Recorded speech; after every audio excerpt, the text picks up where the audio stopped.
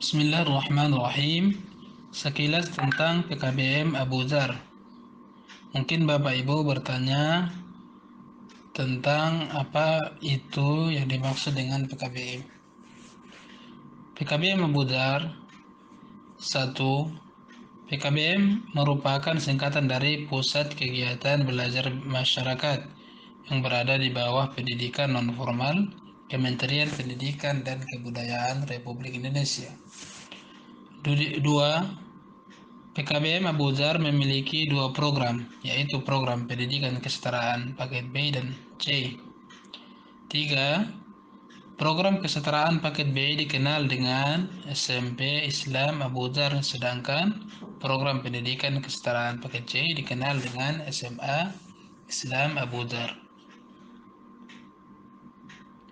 Tujuan SMP dan SMA Islam Abu Dzar menguatkan kemampuan tahfiz dan bahasa asing, Arab dan Inggris, serta meningkatkan kecerdasan, pengetahuan, kepribadian, akhlak mulia, keterampilan untuk hidup mandiri dan mengikuti pendidikan lebih lanjut. Visi PKBM Abu Dzar memiliki visi, yaitu terwujudnya lembaga pendidikan Islam yang berkualitas dan berbasis pada hafalan Al-Quran, ilmu syar'i, didukung dengan penguasaan bahasa Arab.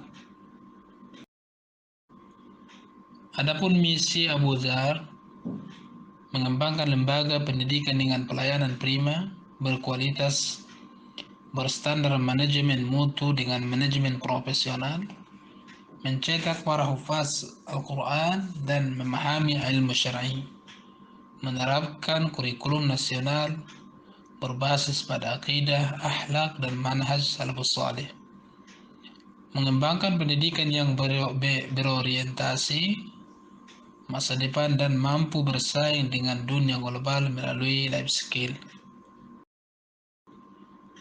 Adapun struktur organisasi PKBM Abu Dzar diantaranya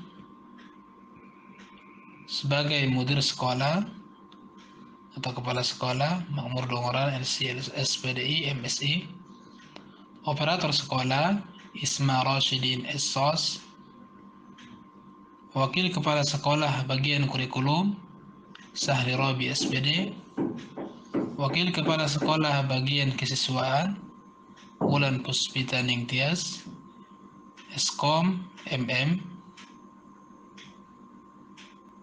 bagian koordinator umum, Nur Amin Khairun Nisa SPD, bagian koordinator Dinia, Aditya Irwan LC, bagian koordinator tahfiz, Inayatul Ummah SH, bagian koordinator bahasa, Ria Anggriani LC, bagian bimbingan dan konseling, Syahida Syakur Saraswati SPSI. Assalamualaikum warahmatullahi wabarakatuh. Alhamdulillah wassalatu wassalamu ala Rasulillah wa ala alihi wa ashabihi wa man tabi'ahum ihsanin ila yaumiddin, amma ba'du.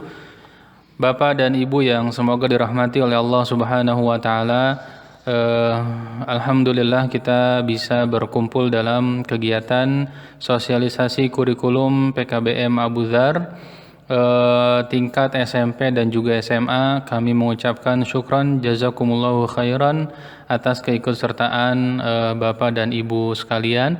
Dan untuk kesempatan kali ini Sahri Robi sebagai bagian kurikulum PKBM Abu Dzar akan menjelaskan isi dan juga muatan kurikulum PKBM Abu Dzar yang sedang dijalani oleh anak-anak kita. Syukron. Slide yang pertama yang Bapak Ibu saksikan adalah output SMP atau target keluaran siswi Abu Dzar tingkat SMP. Yang pertama adalah memahami akidah yang sahih, yang membaca Al-Quran dengan baik dan benar. Yang ketiga, menghafal 15 juz dalam 3 tahun. Dan 15 juz ini Bapak Ibu dibagi 3 jadi 5 juz per tahunnya. Kemudian menghafal beberapa matan hadis dan juga nahwu, berbahasa Arab fasih dan lancar, memiliki kesadaran beribadah kepada Allah, memiliki karakter yang mulia kepada orang tua dan orang lain, dan yang terakhir memiliki life skill. Kemudian Bapak dan Ibu yang dirahmati oleh Allah Subhanahu wa taala, adapun output ataupun keluaran dari SMA diharapkan memahami akidah yang sahih, memahami ulumul Quran yang output yang kedua ini akan didukung dengan pembelajaran-pembelajaran yang berkaitan dengan Al-Quran seperti tahfidz dan juga tahsin dan juga pelajaran-pelajaran ulumul Quran yang lainnya. Kemudian yang ketiga menghafal 15 juz dalam 3 tahun dibagi menjadi 3 menjadi 5 juz per tahunnya. Kemudian yang keempat menghafal beberapa matan hadis dan juga nahwu. Yang kelima berbahasa Arab dan bahasa Inggris fasih dan lancar. Yang keenam memahami ilmu syar'i dengan baik atau akan memiliki konsentrasi jurusan insyaallah taala. Dan yang ketujuh adalah memiliki life skill. Kemudian Bapak Ibu yang semoga dirahmati oleh Allah Subhanahu wa taala, pembahasan selanjutnya yaitu tentang target kurikulum. Target kurikulum terbagi menjadi 3 secara umum. Yang pertama tahfiz, diniyah dan juga bahasa. Untuk tahfiz target kurikulum tingkat SMP 15 juz, SMA 15 juz dan nanti ada program 6 tahun 30 juz. Maksud dari program 6 tahun 30 juz yaitu apabila ananda kita belajar di PKBM Abu Dzar dari kelas 1 SMP, kelas 2, kelas 3, kemudian dilanjutkan ke kelas 1 SMA, 2 dan 3. Sehingga harapannya target kurikulum atau target tahfiz ini bisa tercapai dengan program 6 tahun tersebut. Kemudian Bapak dan Ibu yang dirahmati Allah Subhanahu wa taala, yang kedua adalah target kurikulum diniyah. Yang pertama hafal matan beberapa ulumul syar'i, kemudian hafal hadis pilihan dan juga hafal beberapa kaidah, baik itu kaidah fikih ataupun bahasa Arab. Kemudian dari sisi bahasa, target kurikulum PKBM Abu Dzar adalah bisa berbahasa Arab dengan baik dan juga bahasa Inggris. Nah, demikian target kurikulum yang ingin kita capai, semoga Allah mudahkan. Bapak Ibu yang dirahmati oleh Allah Subhanahu wa taala, PKBM Abu Dzar menggunakan 2 kurikulum. Kurikulum yang pertama adalah kurikulum mandiri dan kemudian kurikulum Diknas atau kurikulum nasional. Sehingga nanti ijazah yang akan dikeluarkan oleh PKBM Abu Dzar itu berlaku juga ketika nanti Bapak dan Ibu ingin melanjutkan anak-anaknya ke sekolah negeri ataupun sekolah yang lainnya selain sekolah PKBM Abu Dzar. Berikut penjelasan persentase kurikulumnya. Persentase kurikulum mandiri dengan kurikulum Diknas sebanyak 79 berbanding 21% untuk paket B atau setingkat SMP.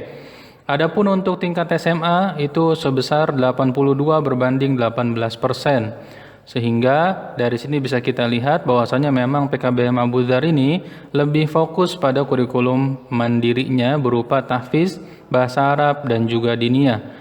Walaupun begitu, PKBM Abu Dzar tidak mengurangi kurikulum yang diberikan oleh Diknas atau kurikulum nasional sedikit pun. Karena memang yang diberikan oleh Diknas ataupun kurikulum nasional ini porsinya memanglah tidaklah banyak. Sehingga PKBM Abu Dzar bisa lebih leluasa untuk mengelola kurikulum mandiri. Demikian. Metode pembelajaran yang diadakan di PKBM Abu Dzar itu terbagi menjadi 2. Yang pertama adalah metode reguler, kemudian yang kedua metode daurah. Apa itu reguler dan juga daurah? Berikut penjelasannya. Yang pertama, untuk metode pembelajaran reguler itu dilaksanakan setiap pekan kecuali ketika ada jadwal daurah. Kemudian untuk jadwal daurah dilaksanakan sepekan dalam sebulan. Jadi untuk memahami daurah ini seperti ini. Misal kelas 7, anak-anak kelas 7 SMP melaksanakan kegiatan daurah beberapa mata pelajaran umum itu di pekan pertama di bulan Juli. Kemudian pada pekan kedua, ketiga dan keempatnya anak-anak kelas 7 SMP tidak melaksanakan kegiatan daurah lagi. tapi akan melaksanakan kegiatan pembelajaran reguler. Kemudian perbedaan yang kedua, penilaian untuk mapel reguler dilakukan melalui kegiatan PTS, kemudian PAS dan juga PAT. PTS penilaian tengah semester, PAS penilaian akhir semester, dan juga PAT penilaian akhir tahun. Adapun daurah, penilaian dilakukan pada pekan daurah saja dan dijadikan sebagai nilai PTS, PAS, dan juga PAT. Jadi misal pada pekan daurah terdiri dari 5 hari, maka hari kelima itulah yang digunakan untuk hari ujian. Ataupun untuk mapel daurah SMA, untuk umumnya yang hanya beberapa hari, 3 hari, maka hari ketiganya dijadikan sebagai ujian mapel daurah. Nah, demikian penjelasan metode pembelajaran di PKBM Abu Dzar. Berikutnya mari kita perhatikan struktur kurikulum mandiri tingkat SMP sebagai berikut. Ada 7 mata pelajaran yang ada di kurikulum mandiri, yaitu tahsin tahfiz, bahasa Arab, hafal matan jurumiyah, arba'in nawawi, fiqih yang diambil dari kitab Umdatul Ahkam, akidah, dan juga akhlak. Adapun yang di samping itu merupakan jumlah jam per pekannya. Tahsin tahfiz 20 jam dan seterusnya. Kemudian Bapak dan Ibu yang dirahmati oleh Allah Subhanahu wa taala, struktur kurikulum nasional tingkat SMP sebagai berikut. Yang pertama adalah pendidikan agama dan budi pekerti. Pendidikan agama dan budi pekerti ini kita ambil nilainya dari kurikulum mandiri berupa pelajaran-pelajaran diniyah, semisal fikih ataupun akidah. Kemudian pendidikan Pancasila dan kewarganegaraan juga bahasa Indonesia serta IPS, ini kita ambil nilainya dari kegiatan daurah yang sepekan dalam sebulan. Kemudian pembelajaran bahasa Inggris, MTK, dan juga ilmu pengetahuan alam atau IPA, ini kita berikan di kelas reguler, sehingga untuk 3 mapel ini anak-anak akan bertemu tiap pekannya. Nah, demikian penjelasan struktur kurikulum nasional tingkat SMP. Berikutnya struktur kurikulum mandiri tingkat SMA. Kita perhatikan bersama ada 10 mapel, di antaranya tahsin tahfiz, fikih wanita, hadis bulughul maram, bahasa Arab, kitab Imriti, kitab Nahu, kitab Shorof. 2 mapel ini 5 dan 6, Imriti dan Shorof hanya dihafalkan. Kemudian ada mapel akidah yang masuk ke kelas daurah, kemudian kaidah fikih yang juga masuk di kelas daurah pada kelas 11 nanti. Tafsir pun demikian, dan yang terakhir adalah usul tafsir yang masuk di kelas daurah pada kelas 10 ini. Struktur kurikulum nasional tingkat SMA sebagai berikut. Ada 8 mapel, akan tetapi dari 8 ini hanya 1 yang masuk ke kelas reguler, yaitu bahasa Inggris. Adapun mapel lainnya semua masuk ke pembelajaran daurah. Di antara mapel tersebut adalah geografi, sejarah, PKN, sejarah Indonesia, sosiologi, MTK, bahasa Indonesia, dan juga bahasa Inggris. Jadi yang masuk ke kelas reguler hanyalah bahasa Inggris sebanyak 2 jam selama sepekan. Syukron. Pembelajaran ataupun struktur kurikulum yang tadi sudah Anda jelaskan memiliki kriteria ketuntasan minimal atau nilai standar yang harus dicapai oleh setiap siswi. Di antaranya sebagai berikut. Untuk mapel diniyah dan bahasa Arab, kita berikan kriteria ketuntasan minimalnya sebesar 80. Adapun untuk mapel umum kita berikan 75. Artinya setiap siswa, baik itu tingkat SMP maupun tingkat SMA, diharuskan untuk mencapai angka tersebut. Kemudian jika ada salah satu di antara siswi kita atau anak-anak kita yang belum mencapai KKM ini, maka kami para guru akan memberikan sejenis belajar tambahan atau pengayaan atau tambahan pemberian tugas agar mereka bisa memahami indikator-indikator yang belum tercapai pada suatu mata pelajaran. Dengan ini mudah-mudahan target yang sudah kita tentukan bisa tercapai, dan yang terpenting adalah ananda kita, anak-anak PKBM Abu Dzar, memahami materi yang diberikan oleh setiap guru dengan baik. Yang terakhir adalah penjelasan program lainnya yang tidak ada pada struktur kurikulum. Yang pertama adalah pembiasaan bahasa di hari Senin sampai dengan Rabu bahasa Arab, pada hari Kamis bahasa Inggris, dan juga Jumat bahasa Inggris atau Arab, atau bebas boleh menggunakan bahasa Indonesia. Kemudian Bapak Ibu dirahmati oleh Allah Subhanahu wa taala, ada tambahan sepulang sekolah sebagaimana yang telah kami lakukan pada semester yang lalu atau tahun ajaran yang lalu, berupa tambahan bahasa Arab, bahasa Inggris, dan juga tahfiz yang nanti insya Allah akan diampu oleh guru pengajarnya. Kemudian program baru di PKBM Abu Dzar yaitu tambahan di hari Sabtu berupa kursus bahasa Arab dan juga bahasa Inggris. Program yang akan kami laksanakan ini adalah untuk memfasilitasi dan juga membantu anak-anak didik kami ataupun ananda yang memang betul-betul butuh bantuan untuk memahami bahasa Arab, terutama kaidah-kaidah dasar pelajaran bahasa Arab agar bisa mengikuti kegiatan bahasa Arab di sekolah dengan baik. Demikian Bapak Ibu yang dirahmati oleh Allah Subhanahu wa taala penjelasan kurikulum PKBM Abu Dzar. Semoga apa yang Anda jelaskan bermanfaat buat Bapak dan Ibu dan juga bisa dijadikan sebagai acuan untuk kegiatan pembelajaran anak-anak ke depannya. Syukran jazakumullahu khairan. Wassalamualaikum warahmatullahi wabarakatuh. Bismillahirrahmanirrahim. Assalamualaikum warahmatullahi wabarakatuh. Bapak Ibu wali murid yang dirahmati Allah, pada kesempatan ini saya, Wulan Puspitaning Tias, sebagai wakil kesiswaan akan menjelaskan program kesiswaan SMP dan SMA Abu Dzar.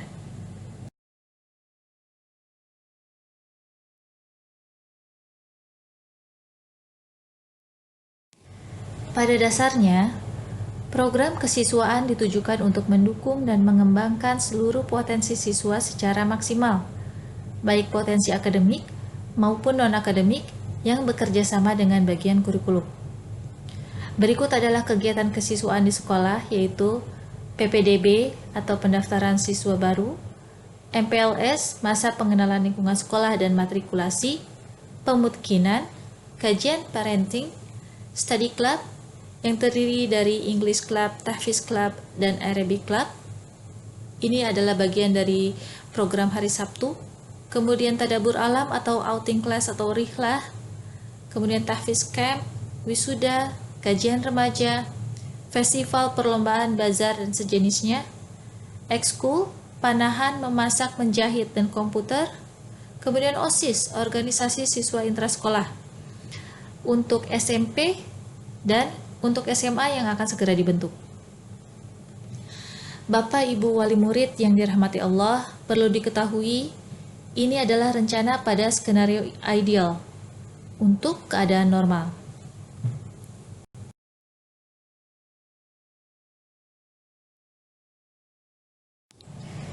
Berikut adalah rencana kegiatan kesiswaan yang dilakukan dalam masa new normal atau daring atau online. Yang pertama, MPLS dan matrikulasi itu sudah dilaksanakan. Kemudian bimbingan konseling online itu selalu dilaksanakan. Kemudian yang sedang direncanakan adalah tahfiz English and Arabic competition. Kemudian ada apel online. Ini maksudnya bukan apel secara online, tapi diisi oleh kajian guru dan program bahasa Arab dan bahasa Inggris.